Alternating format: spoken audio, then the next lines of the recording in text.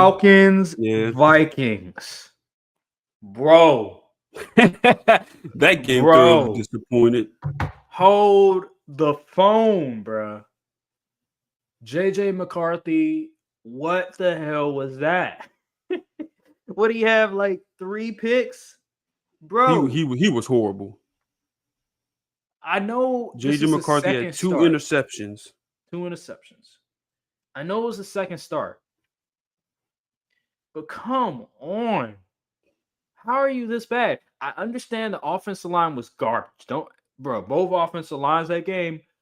That was another one of them stinky games. Just like with the Buccaneers and the freaking primetime Texans games game. weren't hitting on anything this week. Bro, those 2 games, oh my god, the offensive lines were struggling. But that game specifically, I'm like, I'm like, damn, are the offensive lines going to block? Now, there was no Christian Darrisaw again, so I picked the Falcons for that reason. I knew this was going to be a stinky game. I knew the Vikings offensive line was going to struggle mightily, and I knew with what the Falcons did against the Buccaneers that defensive line is for real, and it showed itself against the Minnesota Vikings that game, and then also Aaron Jones got hurt as well. It's like, damn, man, both dudes got hurt. It seems like they're falling like flies. But, bruh, JJ McCarthy, I don't know what he's seeing, bruh. It seems like he's seeing something else. I don't know. Can he read defenses? I'm so serious. There was a play. It was TJ Hawkinson. He was trying to get shifty, and I don't know if it was one of those destroying routes. So it was zone coverage, right? You could tell it's zone by the way that the linebacker was positioned on the field. He was playing in areas, playing a zone. Bro, McCarthy threw it dead center at TJ Hawkinson. He was doing this move, whatever.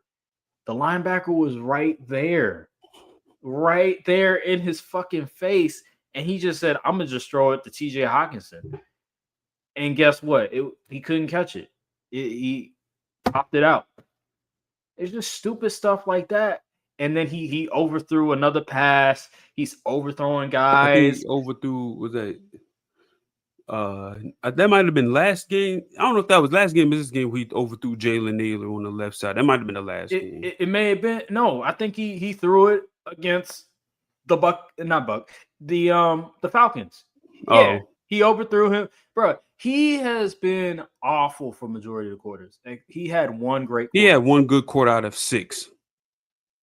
Well, 8. This dude has been awful. Don't get me wrong. Yes, it's his second start. But damn. Talk about inexperience. Just because you got inexperience doesn't mean you could fall flat on your face. You could be absolute disaster. Don't turn the football over. That's all I'm saying. Just keep the ball out of harm's way. This dude. That one pick he threw, it was just a good play by Bowman. I will admit. That was a good play. One pick, but the other pick, when he overthrew Justin Jefferson in double coverage, why? Now the game was out of hand. The game was out of hand, but still, why would you throw the ball when he's double covered? It makes no sense. What is he thinking? What is he seeing? It makes no sense. I don't understand it. And then he's holding the ball too long on some instances. This guy, he just doesn't have it right now. He does not have it. And now he's injured. Now he's gone for 2 to 4 weeks. There's a conspiracy theory going around that the Vikings are purposely keeping him out of the game because they feel like, oh, he's not ready. They don't want the media to scrutinize him, yada, yada, yada. I think that's complete bullshit. I don't think the Vikings would do something like that. I just think that's just complete bullshit. Hold on. Yeah. It was just a bad performance. It was a nasty game. I did not really enjoy my viewing experience on this one. The Falcons didn't look that impressive offensively outside of Bijan. Drake London was pretty much a ghost out there for most of the game. He had 3 catches, only 49 yards. Michael Penix, he did what he could, I guess, but a lot of times I'm like, he's not even really looking down the field. He's looking for Bijan. I'm like, is he the only player on the field? Him and Cal Pitts. I was like, good grief. And then on the other defensive end, shoot, them draft picks hit because they was getting pressure all night. They got 6 sacks. Who knows how many pressures the team generated at this point? So salute to the front office for building up that D line because that was a weak point for the Falcons for as long as I can remember, honestly. But they really got after the Vikings and JJ McCarthy. He just looked bad. I mean, he did not look like an NFL QB at all. It was deplorable to see. You made Justin Jefferson look mediocre out there. That's how bad he played. And oh goodness, if Carson Wentz comes in here and hoops, and you might just have to roll with him for the rest of the year. I'm gonna be honest, because this isn't a team where you sit up here and say we got time to rebuild. No, we need to win now. You made all these moves in the offseason to where you got Javon Hargrave, you got John Allen, you went and got other free agents as well. Yeah, Grenard. Like you are in win now mode. So my thing is, why would you bank your hitch your wagon to a second year QB, which is really his first QB year, who had a lot of concerns and questions coming out of college in the first place? You let Sam Darnold go just so you hope the dude that you drafted plays like Sam Darnold. I don't understand the thought process behind some of these GMs. I understand you want to see what the guy got, but you could have did that while giving Sam Darnold some money. Like I really, it just doesn't. It blows my mind. I feel like this is a mismanagement of the QB position yet again, and I wouldn't be surprised if they hit Kirk Cousins with the "Hey, big head" and ask him to try to come back because, boy, as it stands right now, you about to throw your season away messing with this dude.